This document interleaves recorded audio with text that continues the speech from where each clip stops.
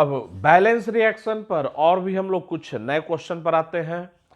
तो अभी तक हम लोग बैलेंस रिएक्शन में क्या क्या पढ़े हैं, पिछले वीडियो का थोड़ा सा याद कीजिए। प्रेशर प्रेशर रिलेशनशिप और वॉल्यूम वॉल्यूम रिलेशनशिप पढ़े, तो ध्यान दें, चाहे बैलेंस रिएक्शन में वो पैरेलल रिएक्शन का क्वेश्चन हो, सीक्वेंशियल रिएक्शन का क्वेश्चन हो, वॉल्यूम वॉल्यूम रिलेशनशिप हो, प्रेशर प्रेशर रिलेशनशिप हो, क्वेश्चन चाहे बैलेंस रिएक्शन का जो भी रहे, कॉन्सेप्ट वही लगना है। लिमिटिंग ग्रेडियंट वैसे ही निकालते हैं हम लोग, लिमिटिंग ग्रेडियंट निकालने के लिए कोई नया कॉन्सेप्ट नहीं लगाना है। तो यहाँ पर ये जो कुछ क्वेश्चन लिए जा रहे हैं ये इन जनरल क्वेश्चन है, ये मत समझिएगा कि कोई पैरेलल रिएक्शन या सीक्वेंशियल रिएक्शन या प्रेशर प्रेशर या वॉल्यूम। अब यहाँ पर जो क्वेश्चन हम लोग ले रहे हैं मिसलेनियस क्वेश्चन, वो पैरेलल रिएक्शन का भी हो सकता है, नहीं भी हो सकता है, तो ये इन जनरल क्वेश्चन दिया गया है।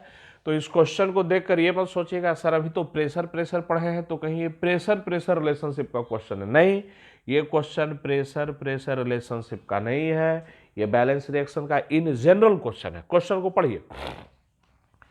Samples of 1 gram of aluminium are treated separately, बस इस पर ध्यान दीजिएगा। 1 ग्राम ऑफ एल्यूमिनियम, एल्यूमिनियम का 1 ग्राम लिया गया, are treated separately with an excess of sulphuric acid and an excess of sodium hydroxide. तो ध्यान दीजिए, ये एल्यूमिनियम का 1 ग्राम सल्फ्यूरिक एसिड के साथ ट्रीट कर रहा है और यहां भी एल्यूमिनियम का 1 ग्राम सोडियम हाइड्रोक्साइड के साथ ट्रीट कर रहा है और ये एक्सेस में है, ये एक्सेस में, और ये भी क्या है हम लोग का एक्सेस में। तो ध्यान दें, एल्यूमिनियम का 1 ग्राम सल्फ्यूरिक एसिड के एक्सेस के साथ ट्रीट किया गया, फिर एल्यूमिनियम का 1 ग्राम सोडियम हाइड्रोक्साइड के एक्सेस के साथ ट्रीट किया गया। दो अलग अलग रिएक्शन है, सेपरेटली ट्रीट किए गए हैं। ये दोनों रिएक्शन अलग अलग कंटेनर में हो रहे हैं। तो हमें निकालना क्या है, the ratio of number of moles of hydrogen gas evolve. तो ये जो हाइड्रोजन गैस बना, यहाँ ट्रीटमेंट से ये जो हाइड्रोजन गैस बना और यहाँ ट्रीटमेंट से ये जो हाइड्रोजन गैस बना, तो हाइड्रोजन गैस जो बना है उसका मोल का रेशियो निकालना है। तो अब इधर क्वेश्चन देखने की कोई जरूरत नहीं, रिएक्शन इधर लिखा हुआ है। एल्यूमिनियम का 1 ग्राम सेपरेटली ट्रीट किया गया है, सेपरेटली रिएक्ट करवाया गया एक्सेस ऑफ H2SO4 के साथ में और एक्सेस ऑफ सोडियम हाइड्रोक्साइड के साथ में। हाइड्रोजन गैस के जो नंबर ऑफ मोल्स बने हैं उनका रेशियो निकालना है। तो ध्यान दीजिए, अपने नोट्स में जब हम लोग कुछ हीटिंग इफेक्ट ये सब कुछ रिएक्शन लिख रहे थे तो बोला भी गया था अपने कॉपी में एक पेज ब्लैंक रखिएगा। कुछ इंपॉर्टेंट रिएक्शन क्वेश्चन करते समय भी मिलेंगे तो उस रिएक्शन को वहीं पर नोट्स में लिख लेना है। तो ये दो रिएक्शन अपने कॉपी में नोट्स में लिखना है। ये दोनों रिएक्शन क्वेश्चन में रिएक्शन नहीं दिया हुआ है तो हमें रिएक्शन की जानकारी होनी चाहिए। ये दो बड़े ही इंपॉर्टेंट रिएक्शन है जो कि हम लोग को नोट्स में होना चाहिए। कहाँ पर लिखिएगा, तो जहाँ पर रिएक्शन साथ में लिखे थे, हीटिंग इफेक्ट, कंबस्टन का रिएक्शन, तो वहीं पर ये दोनों रिएक्शन को क्या कर लेना है, लिख लेना है। चलिए हम लोग क्वेश्चन पर आते हैं। तो हाइड्रोजन कितना मोल बनेगा, मोल का रेशियो निकालना है। तो ध्यान दीजिए, 1 ग्राम, तो एल्यूमिनियम का एटॉमिक वेट 27 होता है। तो अगर किसी एटम का मास ग्राम में दिया हुआ है, मोल में कन्वर्ट करना है तो एटॉमिक वेट से डिवाइड कर देंगे, 1/27 मोल। यहां भी एल्यूमिनियम कितना होगा हम लोग का, 1/27 मोल, इक्वल टू, इसको हम लोग सिंबल में कर देते हैं ए मोल। ये भी हम लोग कितना, तो ए मोल। अब हाइड्रोजन प्रोड्यूस, हाइड्रोजन जो प्रोड्यूस होगा कितना होगा, तो ध्यान दीजिए, एल्यूमिनियम का कोफिशिएंट यहां 2 है, हाइड्रोजन का कोफिशिएंट 3 है। इसका मतलब एल्यूमिनियम 2 मोल रिएक्ट करेगा तो हाइड्रोजन 3 मोल बनेगा। तो रफ पार्ट इधर किया जाए, एल्यूमिनियम के 2 मोल से हाइड्रोजन का 3 मोल बनेगा, तो एल्यूमिनियम के 1 मोल से हाइड्रोजन का कितना बनेगा, 3/2 मोल बनेगा। तो एल्यूमिनियम के ए मोल से हाइड्रोजन कितना बनेगा, तो 3a/2 मोल बनेगा। तो हाइड्रोजन जो प्रोड्यूस होगा वो कितना मोल प्रोड्यूस होगा, तो 3a/2 मोल प्रोड्यूस होगा। अब यहां निकाला जाए, यहां भी एल्यूमिनियम का कोफिशिएंट 2, हाइड्रोजन का कोफिशिएंट 3, एल्यूमिनियम 2 मोल रिएक्ट करेगा तो हाइड्रोजन 3 मोल बनेगा। तो फिर तो वही बात है, भाई एल्युमिनियम के 2 मोल से हाइड्रोजन का 3 मोल बनेगा, तो 1 मोल से 3/2 मोल बनेगा, तो ए मोल से कितना बनेगा, तो 3a/2 मोल बनेगा। तो हाइड्रोजन जो प्रोड्यूस हुआ है दोनों जगह, मैं उसको हाईलाइट कर रहा हूं, 3a/2 मोल और यहां भी 3a/2 मोल। तो हाइड्रोजन के मोल बराबर बराबर प्रोड्यूस हुए, तो मोल का रेशियो कितने का हो जाएगा, 1:1। कौन सा आंसर, ए आंसर।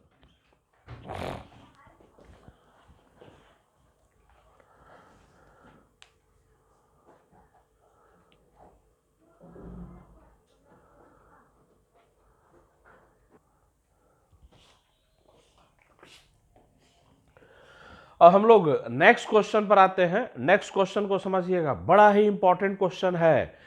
इस क्वेश्चन को समझने के लिए अपना ध्यान कहीं भी इधर उधर नहीं भटकाना है, फुली कॉन्सेंट्रेट करना है वीडियो पर। ध्यान से 5 मिनट तक वीडियो को गौर से ध्यान से सुनना और देखना है। चलिए, ये जो क्वेश्चन दिया गया है पैरेलल रिएक्शन का क्वेश्चन है, तो अभी मैं नहीं पढ़ रहा हूं, ठीक है ना।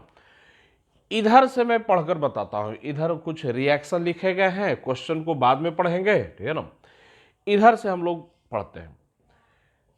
पहला रिएक्शन देखिए, MnO2 और HCl के बीच में रिएक्शन होकर क्या बना, तो मैग्नीज क्लोराइड, क्लोरीन और H2 बना।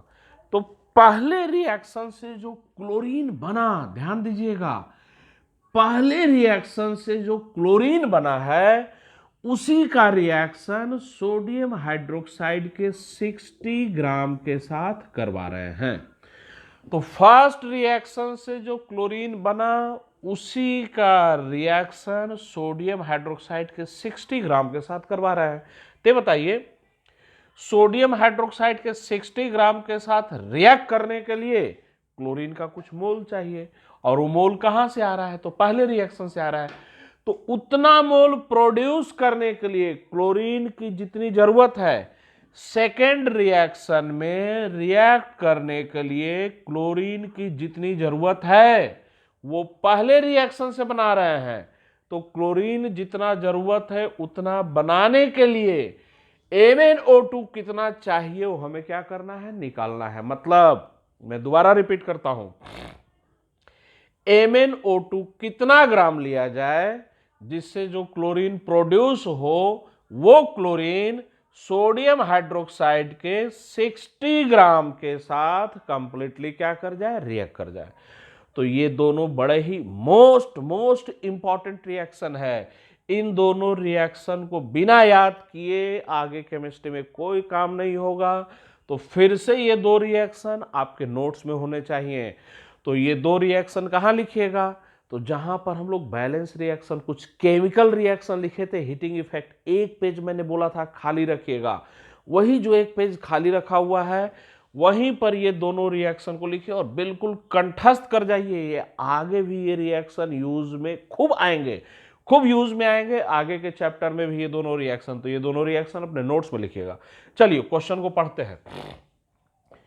60 ग्राम ऑफ सोडियम हाइड्रोक्साइड, तो सोडियम हाइड्रोक्साइड का 60 ग्राम is converted into NaCl and NaClO3 by the action of chlorine। ये वाला रिएक्शन, सोडियम हाइड्रोक्साइड का 60 ग्राम is converted into sodium chloride and sodium chlorate by the action of chlorine। पहला reaction, the chlorine is produce, तो यहां पर react करने के लिए जो क्लोरीन चाहिए वो कैसे प्रोड्यूस किया जा रहा है, the chlorine is produced by the reaction between MnO2 and concentrated HCl। तो ये जो क्लोरीन चाहिए वो कैसे प्रोड्यूस किया जा रहा है, तो देखिए by the reaction of MnO2 and concentrated HCl, उनके बीच में रिएक्शन करवाकर ये क्लोरीन प्रोड्यूस किया जा रहा है। निकालना क्या है, the amount of MnO2 required for the process. तो इस प्रोसेस के लिए MnO2 का कितना अमाउंट रिक्वायर्ड होगा हमें क्या करना है, निकालना है। चलिए आते हैं हम लोग क्वेश्चन को कैसे करेंगे। तो ध्यान दीजिए, सीक्वेंशियल रिएक्शन का क्वेश्चन है। पहले स्टेप में क्लोरीन बना, उसी क्लोरीन का यूज कहां कर रहे हैं, दूसरे स्टेप में। मैग्नीज और सोडियम का एटॉमिक वेट का डाटा दिया हुआ है। चलिए हम लोग का सोडियम हाइड्रोक्साइड 60 ग्राम, ये हम लोग का 60 ग्राम है, सोडियम हाइड्रोक्साइड 60 ग्राम। मोल में कन्वर्ट कीजिए, तो मोल में कन्वर्ट करना हम लोग रफ इधर कर लेते हैं। सोडियम 60 ग्राम सोडियम हाइड्रोक्साइड के मोलिकुलर वेट से क्या कर देंगे, डिवाइड कर देंगे। तो मोलिकुलर वेट 40 से डिवाइड कर देंगे, इक्वल टू कितना आएगा हम लोग का, तो ये 1.5 मोल आ गया। मतलब ये जो सोडियम हाइड्रोक्साइड लिया गया है ये 1.5 मोल लिया गया है। अब ध्यान दीजिए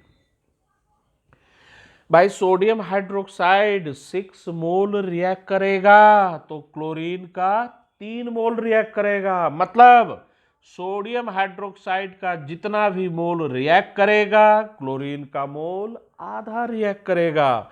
सोडियम हाइड्रोक्साइड 1.5 मोल रिएक्ट करना है तो क्लोरीन 0.75 मोल लेना पड़ेगा। तो क्लोरीन आधा लेना पड़ेगा, इक्वल टू मैं लिख दे रहा हूं 1.5 डिवाइडेड बाई 2 मोल, इतना मोल लेना पड़ेगा। अब इतना मोल क्लोरीन कहां से आ रहा है, तो यहां से आ रहा है। हमें पहले रिएक्शन में क्लोरीन 0.75 मोल क्या करना है, प्रोड्यूस करना है। तो यहां क्लोरीन हमें प्रोड्यूस करना है 0.75 मोल। तो 0.75 मोल क्लोरीन प्रोड्यूस करने के लिए MnO2 कितना लेना पड़ेगा। तो ध्यान दीजिए, इसका कोफिशिएंट 1, इसका भी कोफिशिएंट 1।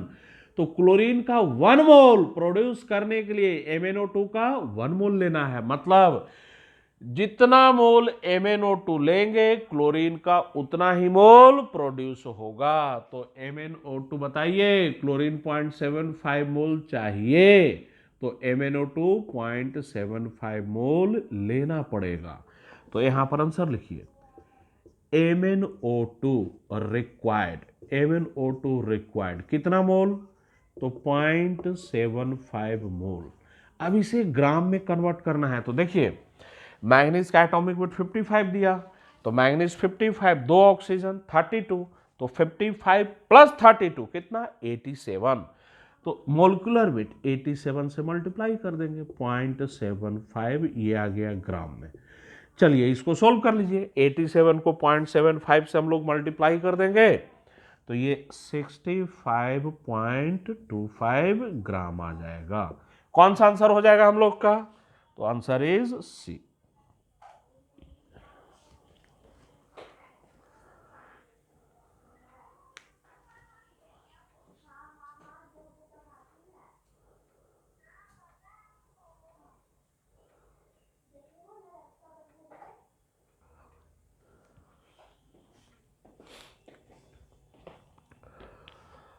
हम लोग का बैलेंस रिएक्शन से रिलेटेड जो टॉपिक था वो टॉपिक कंप्लीट हो चुका है। तो ध्यान में रखिएगा, बैलेंस रिएक्शन में क्या क्या पढ़े हैं उसको रिवाइज कीजिए। तो भाई, कब रिएक्टेंट कंप्लीटली रिएक्ट करेंगे, कब कंप्लीटली रिएक्ट नहीं करेंगे, कौन बचेगा, ये सब निकालना सीख गए। लिमिटिंग रिएजेंट, एक्सेस रिएजेंट किसे कहते हैं, कैसे निकालते हैं।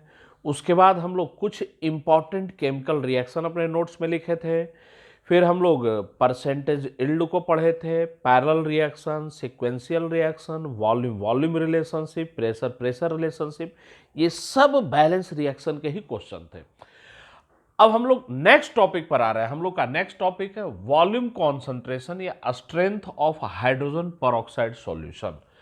तो यहां से अगर मैं इस वर्ड को हटा दूं, ठीक है ना, volume concentration of hydrogen peroxide solution, तो कॉन्सेंट्रेशन वर्ड आप लोगों को समझ में आता है, मोलरिटी, मोललिटी, पार्ट्स पर मिलियन, पार्ट्स पर बिलियन। तो कॉन्सेंट्रेशन वर्ड को हम लोग समझते हैं, लेकिन सर ये नया टर्म आप यहां पर दे रहे हैं स्ट्रेंथ, तो समझिए स्ट्रेंथ वर्ड को भी। पुराने समय में कॉन्सेंट्रेशन को ही क्या बोला जाता था, स्ट्रेंथ बोला जाता था। मतलब अगर कभी क्वेश्चन करते समय बोल दे कि strength of solution, strength word को कॉन्सेंट्रेशन से रिप्लेस कर दीजिए। मतलब ऐसे समझिए कि दोनों एक दूसरे के पर्यायवाची शब्द हैं। अगर स्ट्रेंथ बोले तो स्ट्रेंथ का मतलब कॉन्सेंट्रेशन ही होता है। अब वो कॉन्सेंट्रेशन या स्ट्रेंथ मोलरिटी में निकालिए, मोललिटी में निकालिए, जिसमें निकाल दीजिए। तो यहां पर सबसे पहले तो मैं इसी को यहां पर लिख रहा हूं, कॉन्सेंट्रेशन या स्ट्रेंथ, कॉन्सेंट्रेशन या स्ट्रेंथ। अब ये बोला जाए सॉल्यूशन का कॉन्सेंट्रेशन या सॉल्यूशन का स्ट्रेंथ, तो वो कॉन्सेंट्रेशन या स्ट्रेंथ मोलरिटी या और मोललिटी और नॉर्मलिटी और डॉट डॉट डॉट डॉट, मतलब जितने भी कॉन्सेंट्रेशन के टर्म्स हम लोग पढ़े हैं, हम लोग नॉर्मलिटी अभी नहीं पढ़े हैं, नॉर्मलिटी हम लोग का आगे के चैप्टर में आता है, ध्यान में रखें।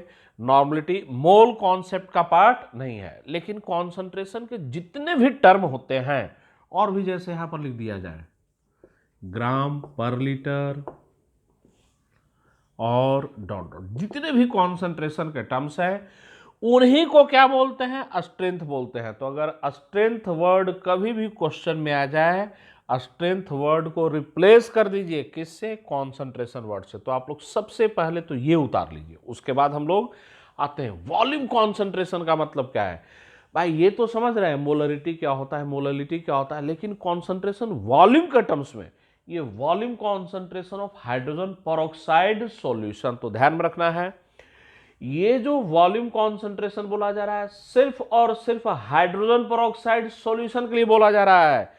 एक स्पेशल केस हम लोग यहां पर ले रहे हैं, हाइड्रोजन पेरोक्साइड सॉल्यूशन का कॉन्सेंट्रेशन, मैं फिर से रिपीट कर रहा हूं, हाइड्रोजन पेरोक्साइड सॉल्यूशन का कॉन्सेंट्रेशन वॉल्यूम में कैसे एक्सप्रेस करते हैं। भाई किसी भी सॉल्यूशन का कॉन्सेंट्रेशन हाइड्रोजन पेरोक्साइड ही क्यों ना हो, मोलरिटी निकालने आता है, मोललिटी निकालने आता है, लेकिन एक स्पेशल केस हाइड्रोजन पेरोक्साइड के सॉल्यूशन के लिए वॉल्यूम कॉन्सेंट्रेशन कैसे निकालते हैं, वॉल्यूम कॉन्सेंट्रेशन का मतलब क्या होता है, इन सब चीजों को हम लोग समझेंगे।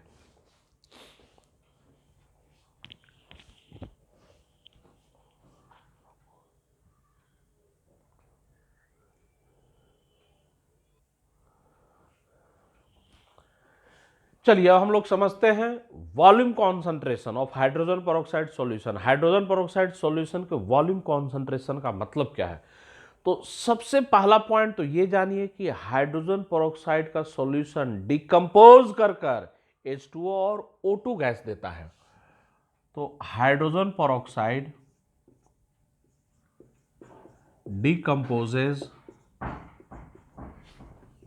As follows. हाइड्रोजन पेरोक्साइड जो है वो इस तरीके से डिकम्पोज करता है, हाइड्रोजन पेरोक्साइड का एक एक्वस सॉल्यूशन लिया गया, ब्रैकेट में एक्वस वर्ड मैंने लगाया है, इसका मतलब हाइड्रोजन पेरोक्साइड को वाटर में क्या कर रखे हैं, डिजोल्व कर रखे हैं। तो हाइड्रोजन पेरोक्साइड का एक्वस सॉल्यूशन लिया गया, उस सॉल्यूशन में जो हाइड्रोजन पेरोक्साइड है वो डिकम्पोज कर कर H2O लिक्विड बनाता है और O2 गैस देता है। अब इस रिएक्शन को बैलेंस किया जाए, ये 2 ये 2, ये पूरा रिएक्शन बैलेंस हो गया। तो पहला पॉइंट ये याद रखना है कि हाइड्रोजन पेरोक्साइड जो है वो डिकम्पोज कर कर क्या देता है, तो H2O लिक्विड और ऑक्सीजन गैस देता है। अब मान लीजिए कि किसी केमिस्ट के दुकान से मार्केट में गए और मार्केट में जाने के बाद किसी केमिस्ट के दुकान से हम लोग हाइड्रोजन पेरोक्साइड का सॉल्यूशन लेकर आ गए। ये हाइड्रोजन पेरोक्साइड का एक्वस सॉल्यूशन है।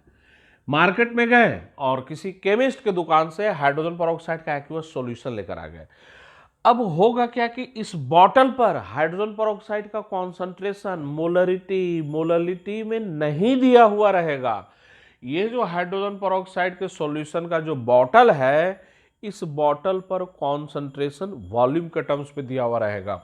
इस बॉटल पर कॉन्सेंट्रेशन ऐसे दिया हुआ है 20 वॉल्यूम। भाई ये कॉन्सेंट्रेशन 20 वॉल्यूम का मतलब क्या हुआ, यह कॉन्सेंट्रेशन इसका दिया हुआ है 10 वॉल्यूम। भाई इस बॉटल पर कॉन्सेंट्रेशन जो लिखा हुआ है वो 10 वॉल्यूम लिखा हुआ है, या इस बॉटल पर कॉन्सेंट्रेशन लिखा हुआ है 15 वॉल्यूम। तो इसका मतलब क्या है, ये 10 वॉल्यूम 15 वॉल्यूम 20 वॉल्यूम का मतलब क्या है, बड़ा गौर से ध्यान से 5 मिनट तक वीडियो को समझना है, अपना ध्यान इधर उधर नहीं भटकाना है। समझिए अब एक एक कर कर हम लोग आते हैं। बोला जाए मार्केट से हम लोग गए, मार्केट में गए, केमिस्ट के यहाँ से हाइड्रोजन पेरोक्साइड का एक्वस सॉल्यूशन खरीद कर लेकर आ गए। उस सॉल्यूशन पर कॉन्सेंट्रेशन लिखा हुआ है 20 वॉल्यूम। तो इसका मतलब क्या है, ध्यान से समझिएगा।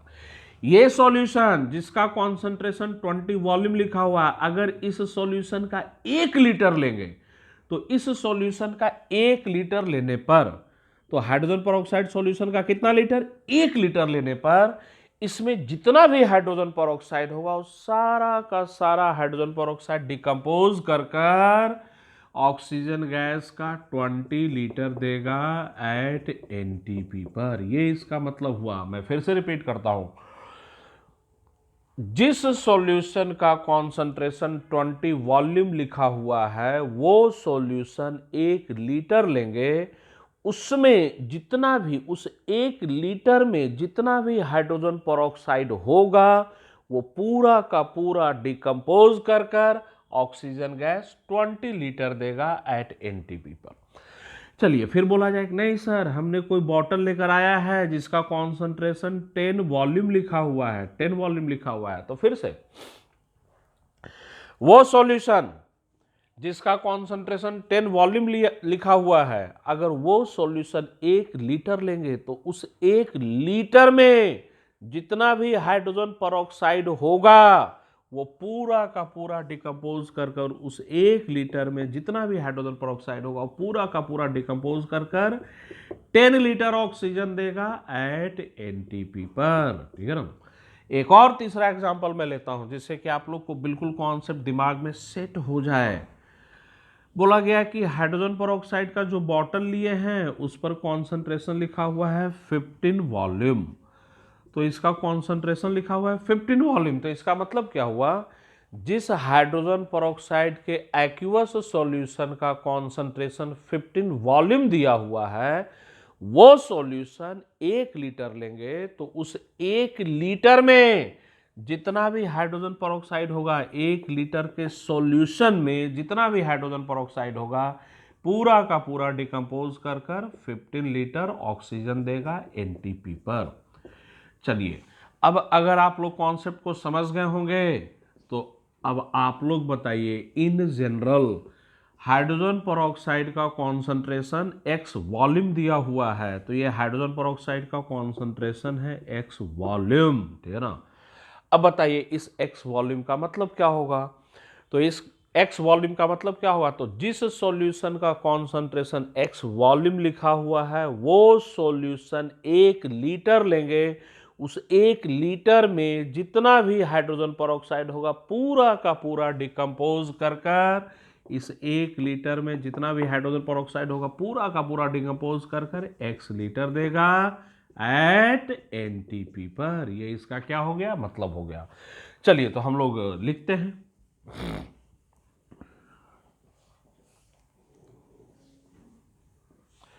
तो hydrogen peroxide decomposes as follows, वो इस तरीके से क्या करता है, डिकम्पोज करता है। x वॉल्यूम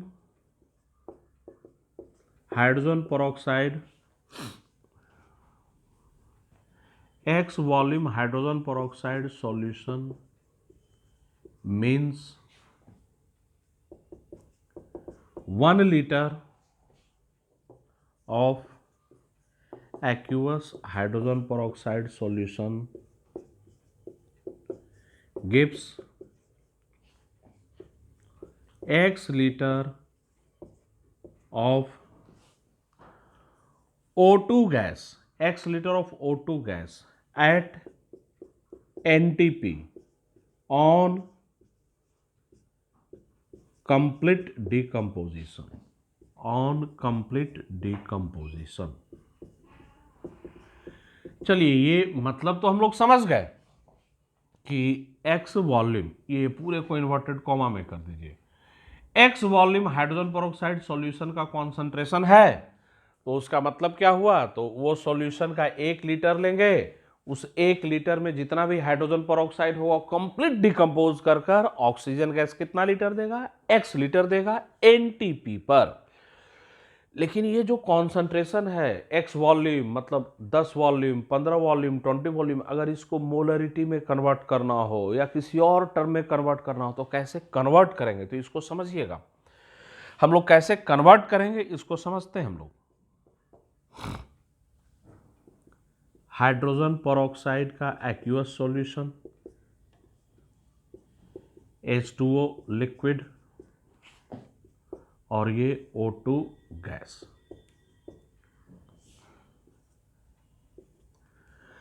चलिए समझते हैं कैसे हम लोग इसको कन्वर्ट करेंगे। भाई ये जो सॉल्यूशन है इसका कॉन्सेंट्रेशन लिखा हुआ है एक्स वॉल्यूम, तो यहां पर मैं ऐसे मेंशन कर दे रहा हूं, इसका कॉन्सेंट्रेशन कितना दिया हुआ है एक्स वॉल्यूम। तो ये सॉल्यूशन जिसका कॉन्सेंट्रेशन एक्स वॉल्यूम है वो सॉल्यूशन 1 लीटर लिया जाएगा। ये यहां पर लिख दिया जा रहा है सॉल्यूशन 1 लीटर लेंगे, तो ये सॉल्यूशन 1 लीटर लेंगे।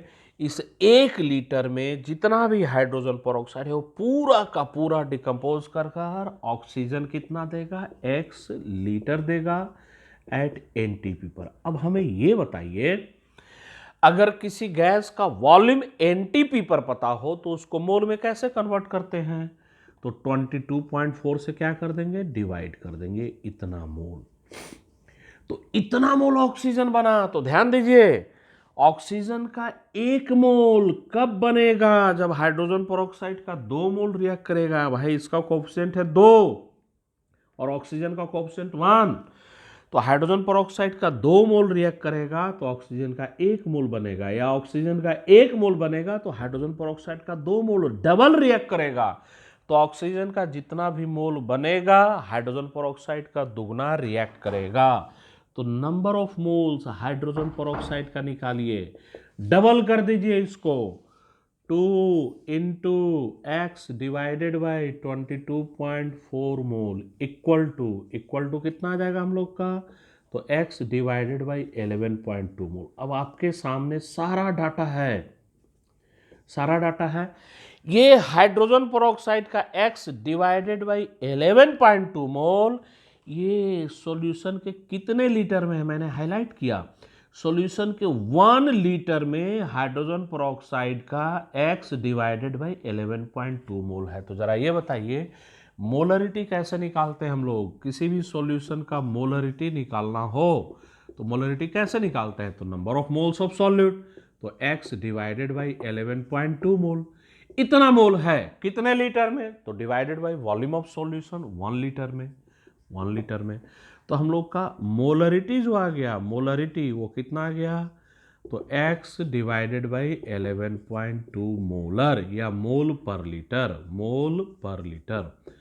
तो मोलरिटी निकालने का एक फॉर्मूला आ गया, x क्या था, ध्यान दीजिए x क्या था, x वॉल्यूम, तो x था वॉल्यूम कॉन्सेंट्रेशन, तो वॉल्यूम कॉन्सेंट्रेशन को 11.2 से डिवाइड कर देंगे, क्या मिलेगा, मोलरिटी मिलेगा। तो molarity equal to volume concentration या स्ट्रेंथ भी बोल सकते हैं डिवाइडेड बाई 11.2। तो अगर हाइड्रोजन पेरोक्साइड सॉल्यूशन का वॉल्यूम कॉन्सेंट्रेशन दिया हुआ है 20 वॉल्यूम, 10 वॉल्यूम, 15 वॉल्यूम, तो वॉल्यूम कॉन्सेंट्रेशन को 11.2 से डिवाइड कर देना है, क्या निकल जाएगा, मोलरिटी। तो ध्यान दीजिए अगर एग्जाम में ये डिफिनीशन याद नहीं भी हो कोई दिक्कत नहीं है न्यूमेरिकल करने के लिए, बस ये याद रखना है वॉल्यूम कॉन्सेंट्रेशन को 11.2 से डिवाइड कर देंगे, क्या मिल जाएगा, मोलरिटी। अब मोलरिटी मिल गया, बाकी चीजें निकालते रहिए। चलिए उतारिए आप लोग।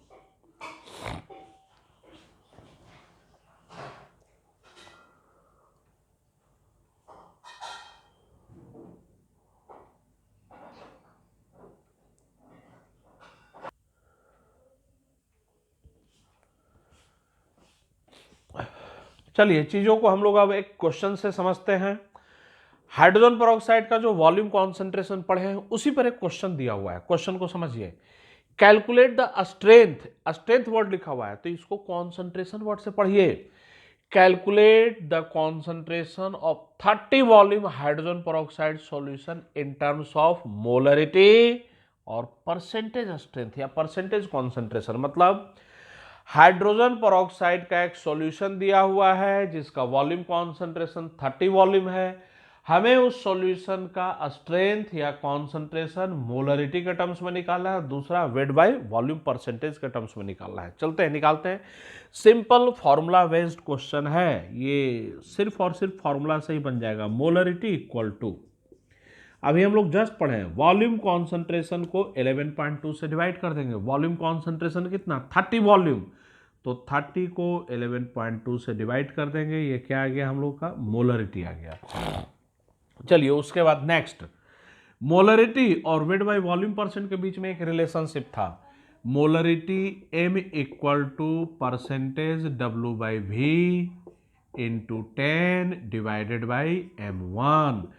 अब याद कीजिए सिंबल, ये m क्या है, ये मोलरिटी, M1 क्या है, मोलिकुलर वेट ऑफ सॉल्यूट, ये wait by volume percent multiplied by 10। रखिए डाटा, मोलरिटी इक्वल टू, तो हम लोग का मोलरिटी दिया हुआ है 30 डिवाइडेड बाई 11.2, ये हम लोग का मोलरिटी आ गया है, equal to percentage W by V multiplied by 10 divided by molecular weight of solute.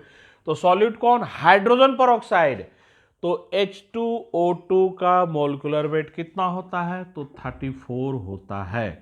तो ये परसेंटेज वेट बाई वॉल्यूम जो हम लोग का आएगा वो 30 डिवाइडेड बाई 11.2, 34 ऊपर में चला जाएगा और 10 नीचे में आ जाएगा, ये आ गया। ये ग्राम पर ml में यूनिट रहेगा, यूनिट ग्राम पर ml में। तो हम लोग का दोनों निकल गया, एक मोलरिटी निकल गया, दूसरा परसेंटेज स्ट्रेंथ या परसेंटेज कॉन्सेंट्रेशन किसके टर्म्स में, वेट बाई वॉल्यूम के टर्म्स में। तो बच्चों आज के क्लास में इतना ही। अब हम लोग नेक्स्ट क्लास में मिलते हैं और कुछ नए कॉन्सेप्ट को वहां पर हम लोग सीखते हैं। ये हम लोग का टॉपिक कंप्लीट हुआ कौन सा, तो volume concentration of hydrogen peroxide solution, ये टॉपिक कंप्लीट हो गया। अब हम लोग नेक्स्ट क्लास में नए टॉपिक, नए कॉन्सेप्ट को समझेंगे।